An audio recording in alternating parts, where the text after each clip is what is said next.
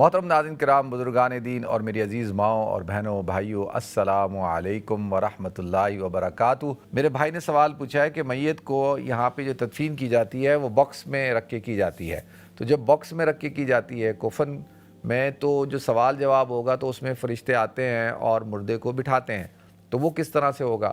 اچھا دیکھیں، پہلی بات تو یہ ہے کہ کوشش کریں کہ بھئی جب تدفین ہو وہ بغیر باکس کے ہو، اور اگر کہیں پہ رولز اینڈ ریگولیشن ہے، قانون ہے کہ بھئی بغیر باکس کے آپ دفن ہی نہیں کر سکتے، تو پھر مجبوری ہے اور پھر اس کو دفن کیا جا سکتا ہے اس میں۔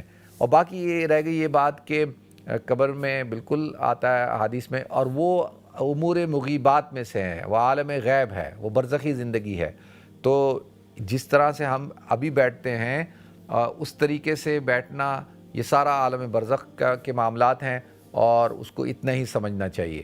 تو اب دیکھیں نا، کوئی شخص ہے وہ اس کی تدفین ہی نہیں ہوتی، کوئی شخص ہے جو جل کے بالکل راکھ ہو جاتا ہے، کوئی شخص جو ہے وہ سمندر میں ڈوب جاتا ہے، تو کوئی کس طرح سے جو ہے وہ بالکل ابھی جیسے وہ سیمرین کے اندر ختم ہو گئے، بالکل ذرہ ذرہ ہو گئے، تو کیا ہوگا ان کو؟ کیا ان کے ساتھ سوال جواب نہیں ہوں گے؟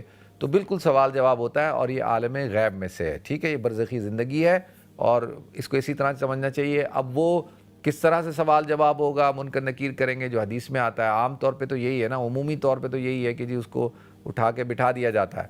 اب جو ہے وہ اگر تو کیا وہ فرشتے جو اٹھا کے بٹھا سکتے ہیں تو وہ کفن کو کھول نہیں سکتے؟ وہ کفن کو کھول بھی سکتے ہیں۔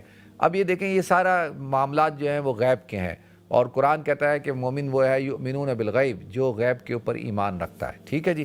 اللہ تعالیٰ مجھ کو، آپ کو، ہم سب کو سمجھنے کی توفیق عطا فرمائے۔